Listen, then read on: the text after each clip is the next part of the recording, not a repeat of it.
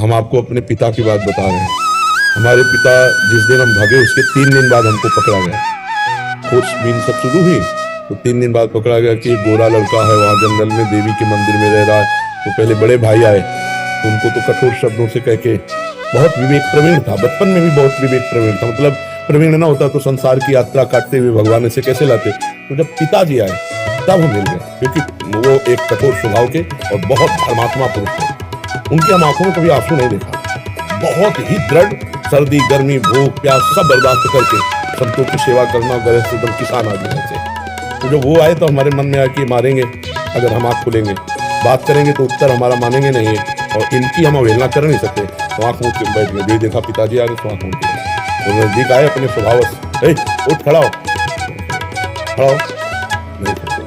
तीसरी बार आप खड़ा हो जा, हमें लगा डंडा पड़ेगा चौथी बार तो खड़े हो गए, बच्चे ही थे, खड़े हो गए। तो चाचा जी वगैरह उनको बड़े भैया कहते थे, तो हम भी पिताजी नहीं कहते थे, हम भी बड़े भैया कहते थे। तो उनका बड़े भैया आपसे प्रार्थना करें, उनका बताओ, उनका ये जिंदगी भगवान के नाम है, आप चाहे काट डालो ना घर जाएंगे ना आपकी बात मानेंगे। तो हम उनकी कृपा की बात बताओ, एकदम चेहरा बदल गया, जैसे भगवान की कृपा ना उनका सच्ची, हमको आपसे सच्ची बात करें, घर नहीं जाओगे, कभी जिंदगी में ब्याह नहीं करोगे।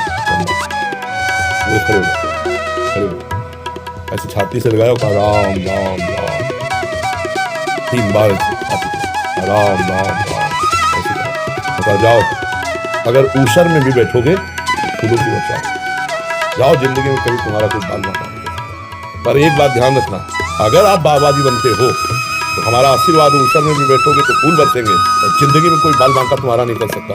और अगर कहीं किसी की बहन बेटी देखी तो उनका जिंदगी में आप इस बात को कभी नहीं सुनोगे। तो वो तो पधार गए, कई वर्ष हो गए उनको पधारे हुए, और उनका आशीर्वाद, माता पिता का आशीर्वाद भगवान का आशीर्वाद होता है।